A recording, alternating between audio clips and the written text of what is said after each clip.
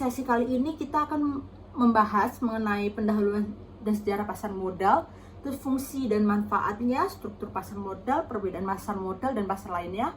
Lalu terakhir adalah kita membahas produk pasar modal secara singkat aja.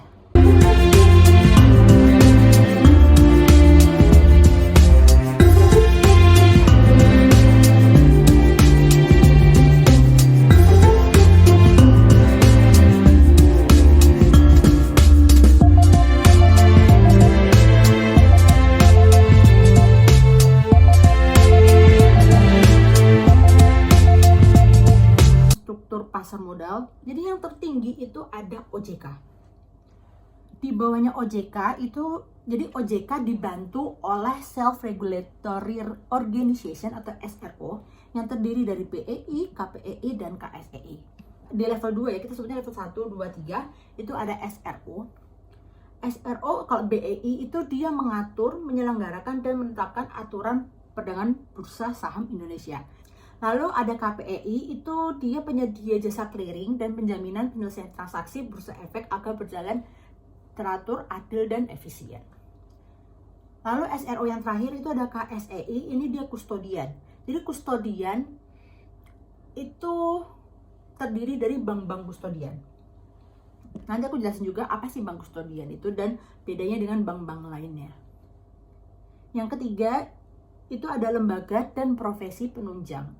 Semua yang ada di gambar di kanan itu semua harus butuh izin dari OJK. Yang pertama, bank kustodian itu fungsinya untuk menitipkan aset ataupun dana yang berhubungan dengan investasi. Jadi bedanya bank kustodian sama bank biasa. Kalau bank biasa itu kan cuma nyimpan uang rekening. Uang rekening yang akan kita gunakan sewaktu-waktu. Jadi bisa kita bisa kita gunakan langsung gitu ya. Tapi kalau kustodian itu enggak. Jadi kustodian atau RDN itu rekening dana nasabah, itu fungsinya dia hanya mencatat dan menyimpan aset investasi. Misalnya kita dapat dividen, kita dapat capital gain, kita rugi, kita untung, semua itu ada di bank kustodian. Bukan disimpan oleh sekuritas. Misalnya nih, teman-teman investasi let's say di aplikasi Ajaib. Ajaib Sekuritas itu perusahaan. Ajaib Sekuritas ini kerjasama sama Bank Permata sebagai bank kustodian. Jadi nanti kalau misalnya mau beli saham di Ajaib Sekuritas, kita tuh harus top up dulu. Top up bank kustodian, top up rekening dana nasabah RDN. Kita harus top up RDN. RDN ini bank kustodian yang ditunjuk oleh PT Ajaib Sekuritas, yaitu Bank Permata. Ini nanti misalnya aku mau beli, aku harus top up dulu RDN aku. Kalau misalnya aku mau tarik dana juga tarik dana dari RDN yang Bank Permata aku itu. Dan kalau misalnya aku dapat dividen, itu masuknya ke Bank Permata, ke akun rekening Bank Permata. Buat buka bank kustodian itu otomatis. Jadi kalau kita udah daftar sekuritas itu sudah include sama daftar bank kustodian ya.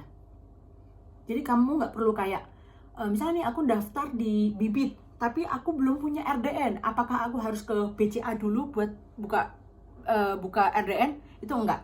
Jadi sekali kita daftar di perusahaan sekuritas itu otomatis udah terdaftar di bank kustodian. Terus ada Badan Biro Administrasi Efek atau BAE, itu pihak yang melakukan pencatatan efek dan pembagian hak-hak yang berkaitan dengan efek.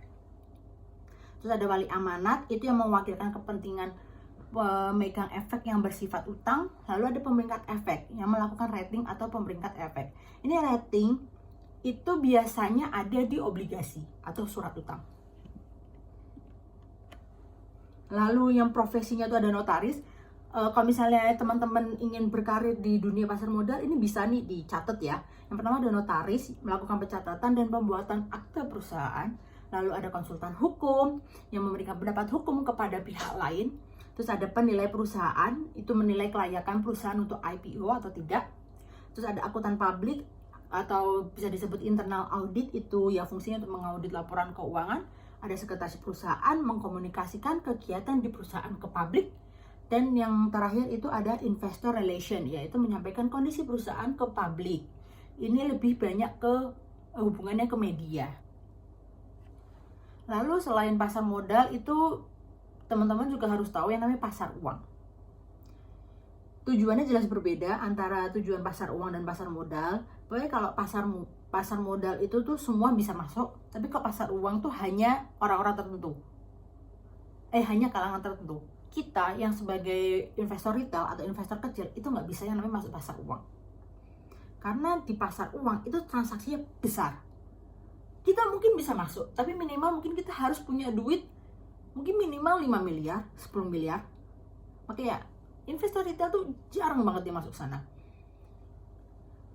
Kita bahas dulu ya tujuannya dulu ya. Tujuan pasar uang itu menutupi kebutuhan kas jangka pendek perusahaan dan sarana untuk berinvestasi. Ya, untuk berinvestasi perusahaan yang jadi perusahaan yang kelebihan dana, yang kas jangka pendeknya terlalu banyak, biasanya dia akan meminjamkan uang tersebut untuk perusahaan-perusahaan lain.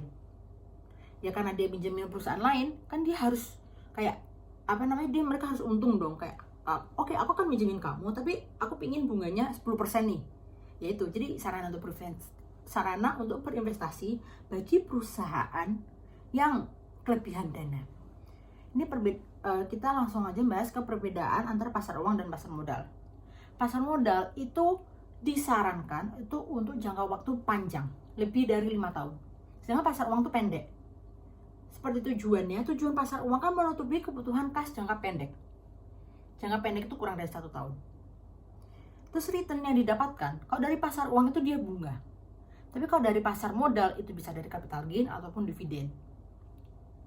Lalu untuk pelaksana pasar uang itu ada Bank Indonesia. Ada juga perusahaan. Ada juga perbankan, bank-bank konvensional.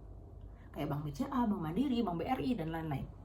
Sedangkan kalau pasar modal itu pelaksananya itu adalah perusahaan dan bursa efek. Perusahaan yang ingin menerbitkan saham dan bursa efek yang ya kita beli itu, kita bertransaksi saham tidak di bursa efek, itu di dalam naungan bursa efek. Makanya pelaksananya bursa efek. Terus untuk peranannya pasar uang itu untuk peranti operasi pasar terbuka, dan untuk pasar modal adalah alternatif pendanaan dan investasi.